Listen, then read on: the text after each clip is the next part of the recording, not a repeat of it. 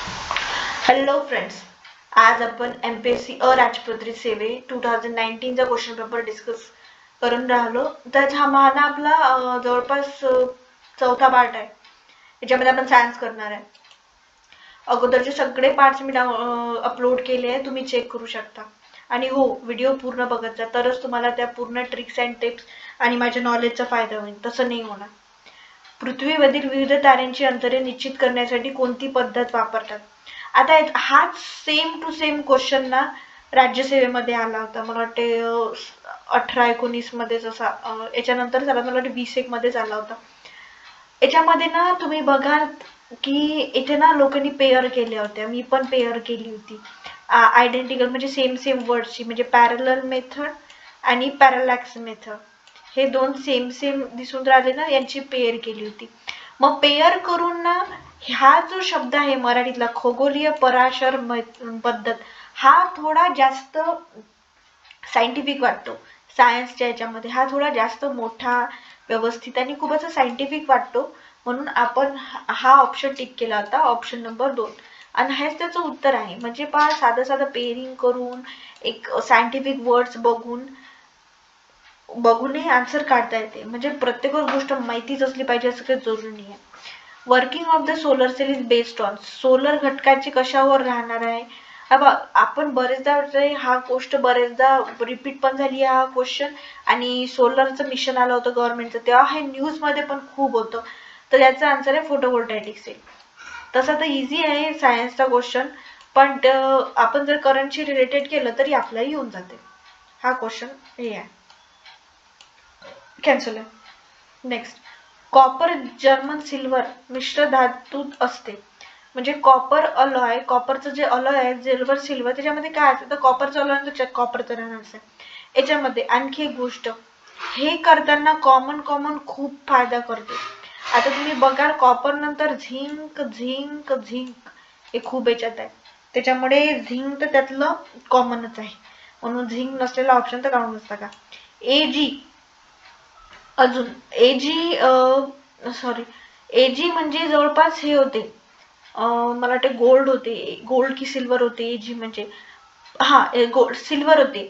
तर सिल्वर आहे म्हणून इथे सिल्वर नाही येत. आता मला सांगा, कॉपरचा अलॉय जर्मन सिल्वर त्याचं नाव आहे, जर त्याच्यामध्ये सिल्वर वापरायला लागलो तर तो किती महाग होऊन जाईल.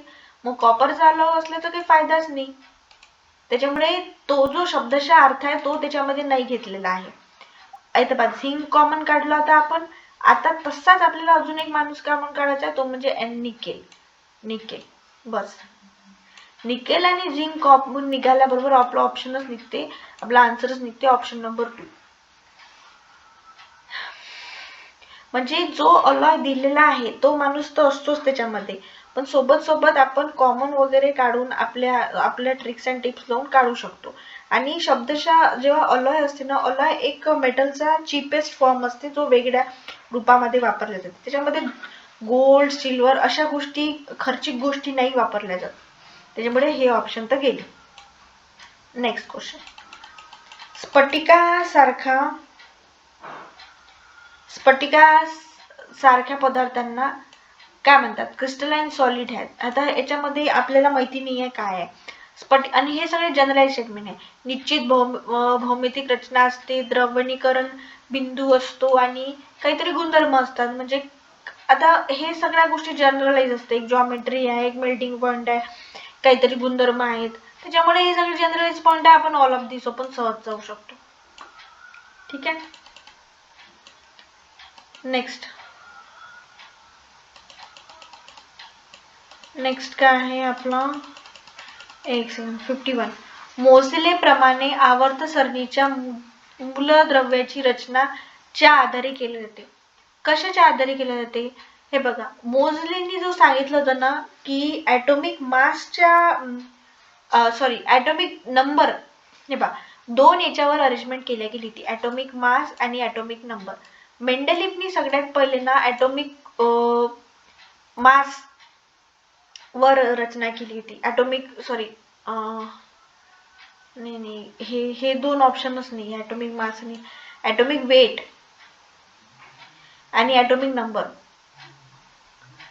मास नंबर आणि ॲटॉमिक नंबर, एक सेकंड, मी पुन्हा तुम्हाला एक्सप्लेन करून सांगते. एक सेकंड.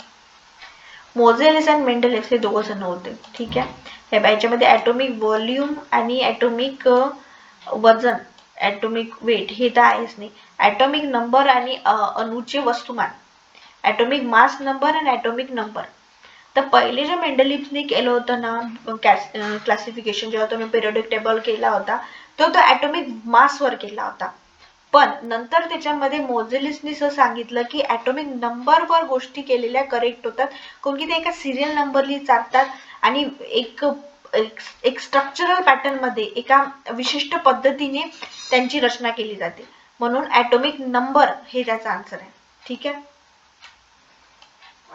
नेक्स्ट, आधुनिक योजनेनुसार वर्गीकरणाचे 5 किंगडम खालीलप्रमाणे आहेत. कोणते आहेत? याच्यामध्ये कोणते एकच राहील ना, एकच राहील. त्याच्यामुळे कोणते आहेत? मी याच्यात कॉमन काढूनच उत्तर काढलं होतं. ॲनामिलिया हे तिन्ही जण, म्हणून हे आपलं एक उत्तर. ठीक आहे. हे नंतर इथे कॉमन निघते मोनेरा. ठीक आहे. इथे कॉमन निघते आपलं फंगस तर निघते, बट फंगस थांबा, बाकीच्या गोष्टी बघू. मॅनामेलिया ॲनालिडिया नाही आहे, प्लेसेंटा वगैरे नाही आहे. हे बघ, अजून एक गोष्ट सांगते मी याच्यामध्ये. प्लेसेंटा, प्लांटी आणि ॲनिमली हे सोबत असतात, म्हणजे प्लांट्स अँड ॲनिमल्स हे याचं हे होते, फुल फॉर्म होते. म्हणजे प्लांट्स आणि ॲनिमल्स हे नेहमी सोबत राहत असतात. हे मागून आले आहे, त्यांचं क्लासिफिकेशन सगळ्यात शेवटी झालेलं आहे, प्लांट अँड ॲनिमिलिया. आता हे दोघं कशामध्ये आपल्याला, हेच आपल्याला बी आणि डी मध्ये पण दिसते. त्याच्यामुळे आपण 50-50 पर्यंत तर आलो की बी आणि डी मध्ये एक ऑप्शन आपण मारणार. मग ते ऑप्शन कोणतं मारायचं आपल्याला माहिती नाही, म्हणून याच्यात आपण बी सोबत जाणार आहे. कारण की मोनेरा, प्रोटिस्टिया, फंगी, प्लांटिन, ॲनिमिलिया असं एक क्लासिफिकेशनचा फ्लो आहे. हा क्वेश्चन रिपीटेडली PYQ मध्ये आलेला आहे, म्हणून मी जास्त त्याच्यामध्ये डिटेल सांगत नाही. PYQ आपण जर अभ्यासले, आपण थोडेसे बघितले, नेहमी रट्टा मारला त्याचा, तर म्हणजे या सगळ्या ज्या सायंटिफिक गोष्टी आहेत त्या थोड्याशा रटावच लागतात, कारण की ते बायोलॉजीमध्ये येते. Monera, protista, fungi, plantae, animalia. ठीक आहे. Option number 2. नंतर बघा, मलेरिया, थंडी वाजून ताप येणे व 3-4 दिवसांनी पुन्हा ताप येणे, शरीरात कोणता विषाणू पदार्थ दिसून येतो? हा पण ना आपला PYQ मध्ये आलेला क्वेश्चन आहे. अगोदर जेव्हा पॅटर्न चेंज व्हायच्या अगोदर असे विषाणू वगैरेचे क्वेश्चन खूप यायचे, त्याच्यातनं हा आलेला आहे. याचा आन्सर आहे ऑप्शन नंबर 2, हेमोझोनिया. मलेरिया मध्ये थंडी वाजून ताप येणे, पुन्हा त्यामध्ये हेमोझोनिया हे त्याचं उत्तर आहे. नेक्स्ट, हा क्वेश्चन आफ्रिकन स्लीपिंग सिकनेस हा एवढेदा आलेला आहे. असा क्वेश्चन 1918च्या आपल्या 2018 की 19च्या राज्यसभेमध्ये आला आहे. त्यांनी तेव्हा दिलं होतं तसे मासीनी काय होते, तर तो होता स्लीपिंग सिकनेस. आता यांनी म्हटलं की स्लीपिंग सिकनेस कशाने होते, तर तसे मासीनी होते. तर तसे मासीवाला हा आहे इथे टॅप्सोनोमी, हे त्याचं दुसरं नाव आहे तसे मासीचं टॅपेनोसोमा. याच्यामुळे आफ्रिकेमध्ये स्लीपिंग सिकनेस होते. म्हणजे स्लीपिंग सिकनेस एक डिवाइस आहे, डिसीज आहे, तो याच्यामुळे ते तसे मासीमुळे. Option number 1. शैवाल व बुरशीचा समावेश कोणत्या गटात होतो? शैवाल व बुरशीचा समावेश. शैवाल व बुरशीला असे काही फुलं नसतात, पानं नसतात, बीज पण नसतात, ते असे फैलत जातात. त्याच्यामुळे त्यांचा जो आहे अँजिओस्पर्म आणि जिम्नोस्पर्म मध्ये तो होतच नाही, कारण की त्याला बिया नसतात, काहीच नसतात. मग ब्रायोफायटामध्ये नाही होत, त्यांना काही झाड झुडपं नसतात, पानं वगैरे नसतात, मग ते होतात थॅलोफायटामध्ये. हे सिंपलचं क्लासिफिकेशन आहे. हा पण क्वेश्चन बरेच वेळा रिपीट झालेला आहे. हे रिपीटेडली म्हणजे बायोचे तर मोस्टली क्वेश्चन रिपीटेडली असतात. आणि तुम्ही जर हे वाचलं की स्टेट बोर्ड वाचलं, तर तुम्हाला दिसेल की स्टेट बोर्ड मध्ये ह्या सगळ्या गोष्टी हायलाइट करून मोठ्या बोल्ड लेटर्स मध्ये दिल्या आहेत. तेवढं जरी तुम्ही वाचलं ना, पाठ केलं ना, तरी तुमचे मार्क्स निघतात. कारण की हे जे कंबाईन आहे ना याच्यामध्ये सायन्सचा जो पार्ट आहे हा खूप जास्त असतो, त्याच्यामुळे त्या गोष्टीला निग्लेक्ट करता येत नाही, एकदम निग्लेक्ट करून चालत नाही. In which of the following disease of plant does the chlorophyll of the leaves got destroyed or flies shrink? म्हणजे क्लोरोफिल संपून जाते आणि पानं श्रिंक करतात. आता बघा हा कठीण क्वेश्चन आहे, याच्यामुळे ऑप्शन नंबर 1 सोबत जा. आणि तुम्ही ऑब्झर्व कराल मोझाईक डिसीज ऑफ टोबॅको हा एक जो ऑप्शन ना हा डिटेल आणि मोठा आहे. मोझाईक डिसीज म्हटलं आहे सोबत टोबॅको म्हणून म्हटलं आहे. आणि टोबॅकोच्याच याच्यामध्ये पानं श्रिंक वगैरे केलं तर आपल्याला जास्त फरक पडतो, कारण की टोबॅकोचं उत्पन्नच त्याच्या पानामध्ये असते. त्याच्यामुळे ऑप्शन नंबर ए आहे. ऑप्शन ए जो आहे त्यांनी पूर्ण मस्तपैकी एक्सप्लेन करून सांगितलंय, मोठा सांगितलाय आणि फर्स्ट पोझिशनवर आलाय. नेक्स्ट, खालीलपैकी जैविक खतं भात शेतीसाठी वापरतात. कोणती जैविक खतं भात शेतीसाठी वापरतात? तर याचा हा जो आहे ना हा पण रिपीटेडली क्वेश्चन आहे. हे बघा, हे रायझोबियम हे नायट्रोजन फिक्सेशन साठी वापरते. ब्लू ग्रीन अल्गी, पण हे ब्लू ग्रीन अल्गी आहे ना ही खत म्हणून वापरतात. याचं खताची पहिले ॲडव्हर्टाईज पण यायची आणि आपल्या स्टेट बोर्डच्या पुस्तकात पण हे दिले आहे, bio fertiliser blue green algae, नंतर गवार, बायो जट्रोफा वगैरे हे सगळ्या बायोडिझेल बायो फर्टिलायझर पर्यंत साठी इन्फॉर्मेशन आपल्या जे स्टेट बोर्डचे पुस्तक आहे त्याच्यामध्ये दिलेली. हा पण क्वेश्चन त्याच्यामधूनच आलेला आहे, त्याच्यामुळे ऑप्शन नंबर 4. नेक्स्ट, जीवाणू खालीलपैकी या यंत्रणेच्या माध्यमातून प्रतिजैविकांना रोध करतात. कोणत्या माध्यमातून? आता याच्यामध्ये बरेचसे त्यांनी दिलेले आहे, असं तसं तसं. तर तुम्ही बोला alteration of the surface of receptor of drug, MRP pump, inactive enzyme. आता आपल्याला माहिती नाही, कोण की कोणालाच माहिती नाही. हा क्वेश्चनच कठीण आहे, कोणाला माहिती आहे डिफिकल्ट आहे. त्याच्यामुळे असं आपल्याला इलिमिटेड करता येत नाही, काहीच करता येत नाही, आपल्याला तर काही कल्पनाच नाही आहे त्याच्याबद्दल. म्हणून आपण काय पाहिलं होतं की ज्या गोष्टीबद्दल आपण कल्पना नाही त्याच्यासोबत आपण ऑल ऑफ दिस सोबत जाऊ. झाले, ऑल ऑफ दिस हा सेकंड ऑप्शन आहे, बस तो मारला की आपलं होऊन जाते. कारण की आपल्याला माहितीच नाही, आपण इलिमिनेट जरी करायला बसलो तरी आपल्याला नॉलेज नाही आहे, काही घ्यायला बसलो तरी त्याच्यापेक्षा चारीच्या चारी यासोबत जायचं, कारण की क्वेश्चन डिफिकल्ट आहे, कोणालाच येणं शक्य नाही आहे. Next, staphylococcus food poisoning is caused by. कशामुळे कॉज होते? कशामुळे कॉज होते? हे कॉज बाय हे एकच त्याचा आन्सर आहे की हे फूड पॉइझनिंग याच्यामुळे होते.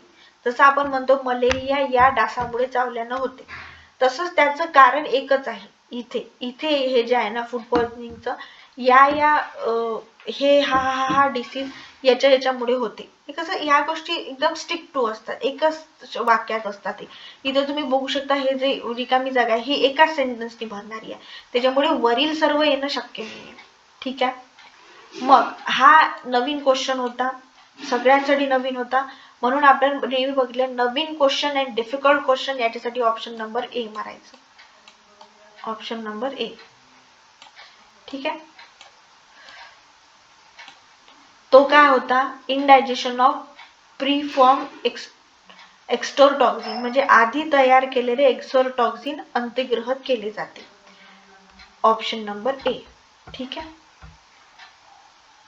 की जो स्टॅफिलोकोकाई फूड पॉइझनिंग कशामुळे ते इंडायजेशन ऑफ प्रीफॉर्म एक्सोरोटॉक्सिन, आधी तयार केलेले एक्सोरोटॉक्सिन अधिकृत केल्यामुळे स्टॅफिलोकोकस नावाचं फूड पॉइझनिंग होते. आता जर पुढे जर हा आला PYQ मध्ये तर आपल्याला माहिती असायला हवं, म्हणून या गोष्टींना बघून घ्यायचं आणि आपलं बॅक ऑफ द माइंड मध्ये सेव्ह करून घ्यायचं, त्यालाच आपल्याला PYQचं अनालिसिस म्हणतात. नेक्स्ट बघा, राष्ट्रीय सॅल्मोनेटस फास्ट टायपिंग केंद्र, नॅशनल सॅल्मोनिया फ्लेज टायपिंग सेंटर कुठे आहे? आता मी असती तर काय मारलं असतं की मला माहिती नाही आहे, एक तर मी लॉंग ऑप्शन मारलं असतं किंवा पहिलं ऑप्शन सोबत मारलं असतं, कारण की न्यू क्वेश्चन होता तेव्हा कोणालाच माहिती नव्हता, त्याच्यामुळे ऑप्शन नंबर ए बस.